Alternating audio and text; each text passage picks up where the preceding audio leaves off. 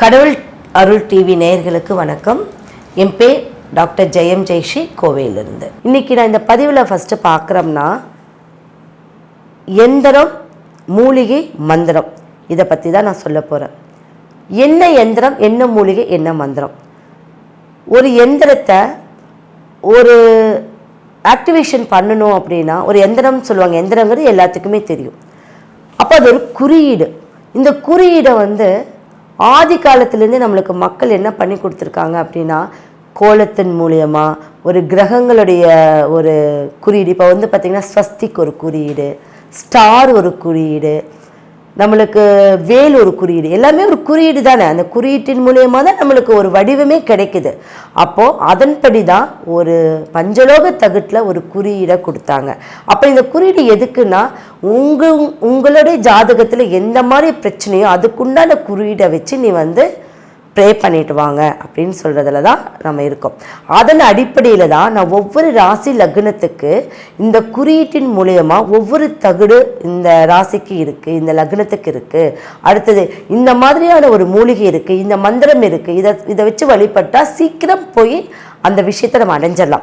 இப்போ வழி தெரியாமல் தானே இருப்பாங்க. பார்த்தீங்கன்னா நம்ம எப்படி ப்ரேனா என்னன்னு சொல்லுவாங்க, இப்படி போய் சாமி என்னை காப்பாற்று.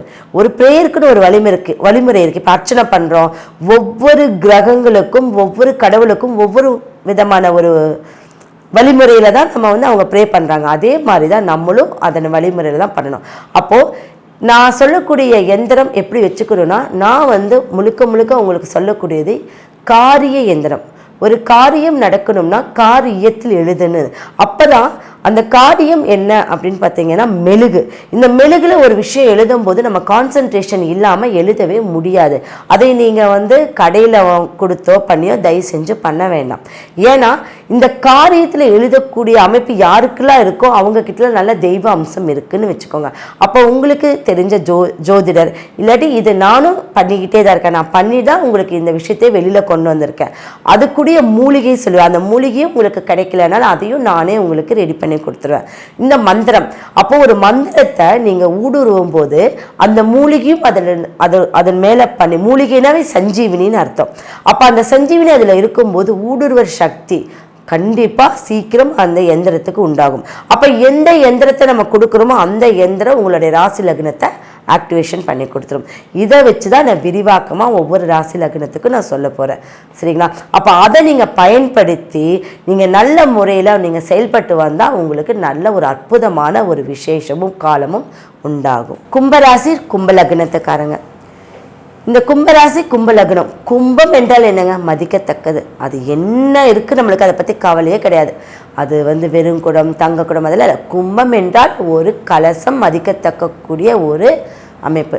அப்போ இந்த கும்ப ராசி கும்ப லக்னத்தில் பிறந்தவங்களுக்கு அது 11ஆம் அதிபதி, காலபுருஷ தத்துவத்துக்கு 11ஆம் அதிபதி. இந்த 11ங்கிறது லாபம். அப்போ 10க்கும் 11க்கும் உடைய ஒருவரே அவரே சனி பகவான். அப்போ இந்த உங்களுடைய ஜாதகத்தில் சனி பகவான் ரொம்ப பலமாக இருந்துச்சுன்னு வச்சுக்கோங்க, நீங்கள் தான் அரசன், நீங்கள் தான் மந்திரி, நீங்கள் தான் எல்லா ஆளுமையும். அது ஆண் பெண் இருபாலருக்குமே உகந்த ஒரு அமைப்பு. நீங்கள் அர்ச்சகராக இருக்கலாம், என்ன ஒரு தொழிலை செஞ்சாலும் நீங்கள் அதில் நிலைச்சு நிற்கக்கூடிய அமைப்பு இருக்கு. உங்ககிட்ட ஒண்ணுமே இல்லைனாலும் என்கிட்ட ஒன்றும் இல்லை, ஐயோ என்ன எப்படி கஷ்டப்படுறேன்னு சொல்லவே மாட்டீங்க. நீங்க அந்த அளவுக்கு ஒரு அமைப்புடைய ஒரு தெய்வீக பிறவின்னு சொல்லலாம். அப்போது அந்த பிறப்பில் பிறந்த இருக்கக்கூடிய உங்களுடைய கும்பராசி கும்ப லக்னம் ரொம்ப ஆக்டிவாக இருக்கணும் அப்படிங்கிறதுக்கு நான் ஒரு சில விஷயங்கள் சொல்கிறேன். அப்போ அந்த விஷயத்தில் நான் ஒரு சில எந்திரத்தையும் மூலிகையும் ஒரு மந்திரத்தையும் தான் உங்களுக்கு நான் சொல்ல போகிறேன். இதெல்லாம் வைக்கும்போது நீங்கள் செய்த பாபங்கள் அனைத்தும் தீர்ந்து புண்ணியங்கள் உங்களை சேரும். ஏன்னா சனி பகவானுக்கு தான் நீதிமான், அவர் தான் கணக்கு பார்த்து உனக்கு இந்த மாதிரி அமைப்புங்கன்னு சொல்லக்கூடியவர். அப்போ அவருடைய அமைப்பிலே பிறக்கும் போது நம்ம சில விஷயங்களை நம்ம நல்லதாக செஞ்சு அந்த பாபத்திலேருந்து விடுபடணும்.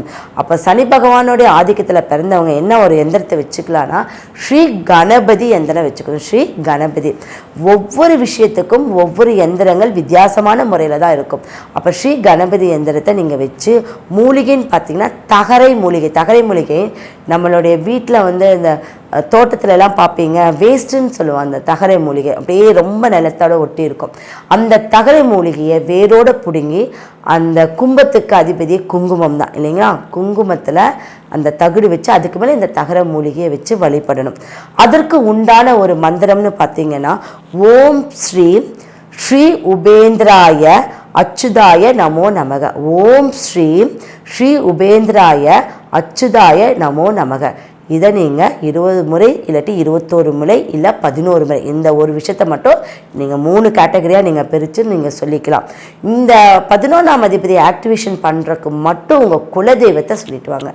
இது ஒன்று மட்டும், ஏன்னா நம்மளுக்கு 11 தான் லாபஸ்தானம். இதில் முக்கியமாக சொல்கிறேன், இந்த கும்பத்தில் பிறந்தவங்க மட்டும் குலதெய்வத்தையும் கூட ஆட் பண்ணி சொல்லிட்டு வாங்க. உங்களுக்கு குலதெய்வத்தோட பேர் என்னவாக இருந்தாலும் அந்த பேரையும் இதோட ஆட் பண்ணிக்கோங்க. அற்புதமான ஒரு பலன் கிடைக்கும். இல்லை நாங்கள் எல்லாத்துக்கும் ஆட் பண்ணுறோம் அப்படின்னா தாராளமாக ஆட் பண்ணலாம், உங்களுக்கு ஒரு பலன் நல்லா தான் கிடைக்கும்.